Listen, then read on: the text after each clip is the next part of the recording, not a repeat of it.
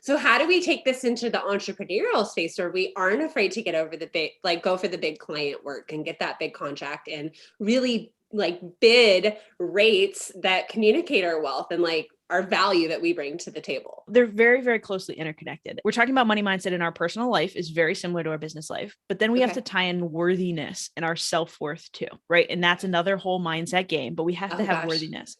And to close those gaps, I think there's a few things you can do. One, you can create a smile file for your work as well. What are the things you've brought your clients? What are the amazing campaigns that you've run in the past, the dollars you brought in, even the trainings that you've done, right? The expensive trainings that you've done or inexpensive trainings that you've done, the research you've done.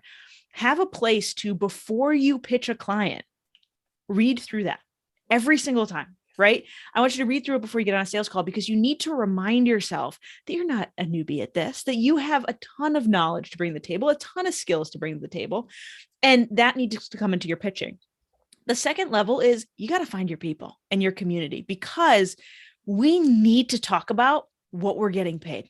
Just Yes. whether or not you're an entrepreneur, we need to talk about this and have clarity on it.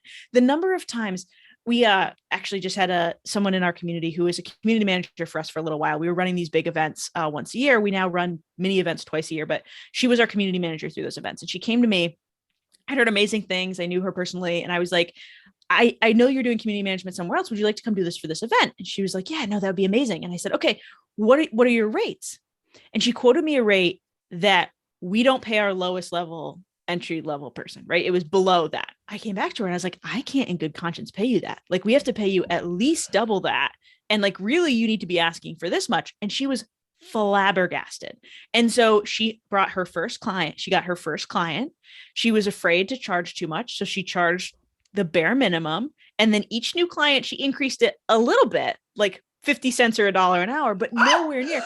She didn't know. She was a community manager. She didn't know community managers and social media managers made 35 to 40 bucks an hour. She was Yeah. asking for, I think she asked for 16 only because she never asked. Yes. Right. And I think the other side of this that is a little bit less related to mindset, but it's more about the communities that we're creating and the world we're raising our girls into. If you are an entrepreneur and you are hiring somebody that is charging the wrong rate for the work that they're doing, you need to call that out. You can't just sit there and be like, oh, awesome, I'm getting this work for half pay. That is not creating the culture that you want as a company or that you want for women in general, right? And so it's okay to come back to somebody and be like, this sounds great, but based on what you've told me about your background, like, I need to pay you a little bit more. First, it builds a ton of loyalty and trust, but also it's going to put the energy out into the world that you're willing, that there's that abundance mindset, right? That money will come back to you. People will be willing to pay you because you pay people what they're worth, and so on and so forth. Oh my God. I am so glad you touched on all of that because it feeds into my business model well, which is what we do, especially over in my membership. And we share this because this is the hardest thing. And you don't know when you're starting out unless you're talking to people. And some people will be very closed about that. And in general, entrepreneurs don't always share their rates online. Like, you have to book a call or, talk to them. So I'm not surprised. And this is why, like, I tell all my people when they're starting out of my course, I'm like, 25 at least, like maybe your first client, and then not 50-cent increments. Yeah. No, but very quickly, yes, you get up to that 30, $50 price range, depending on what you're doing. So thank you for sharing that little tidbit, because I know my people struggle with that. I mean, we were just talking about this last week over in the work group. And what do you say? Just while I have you here, pick your brain. So I've had a lot of clients who saw my value, like never questioned when I increased my prices, wanted to keep me. But what do you say to that client who like wants to keep you stuck in that price range, that lower price range? I mean, you tell them that you can't accept that rate right now, that you're ready to move on. And I think that that's a really scary place to be when you're any kind of service-based business, right?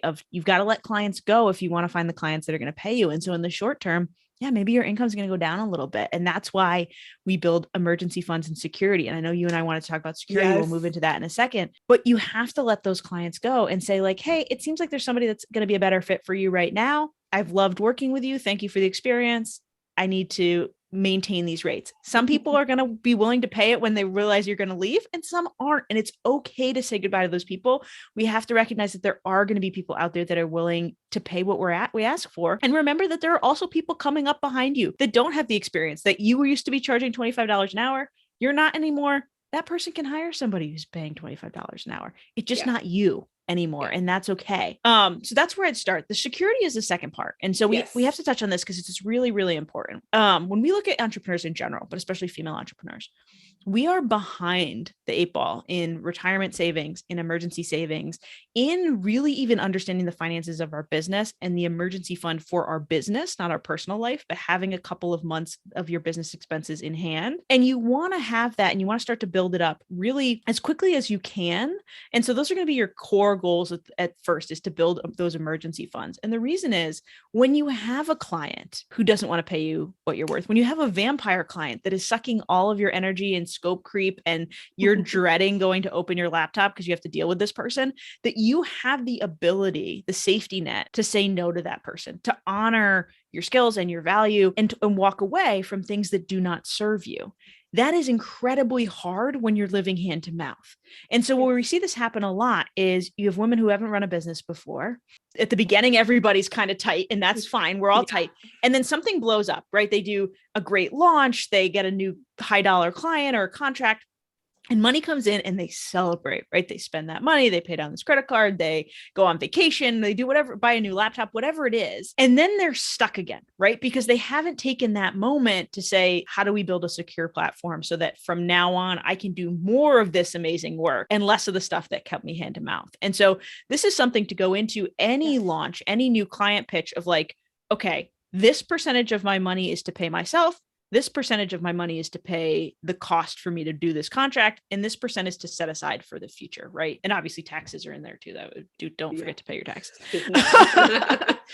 But we want to start to think about, what is that sense of security and safety? And for every person, there's a lot of different explanations of this. When on the personal side, you hear people say you should have 3 to 6 months of expenses in an emergency fund. But for every individual, this is going to be a different level to make you feel secure. Yeah. Some entrepreneurs want 12 months because we don't know what's going to happen. And you could have a whole dry spell, or you could get sick because we don't have disability insurance most of the time. Some people want a year. Some people are okay. Some people have very, very stable jobs, not entrepreneurs. None of us, no entrepreneurs really in this way. But some people have very, very stable jobs like nursing or whatever. They might be okay with only a couple months of emergency fund because, they're secure. Their job is secure.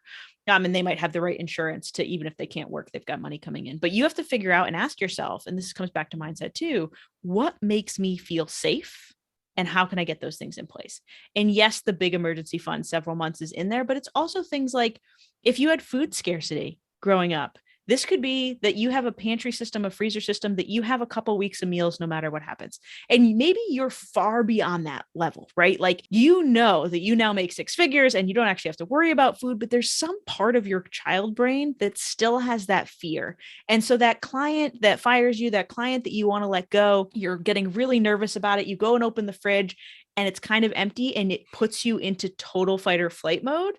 You need to know that about yourself, right? So maybe you do budget a little bit more for groceries because you need to know the food is there, and you can work on that over time. But for right now, what is your sense of safety and how do we build it so that you can focus in on the best parts of your business and going after the best clients for yourself?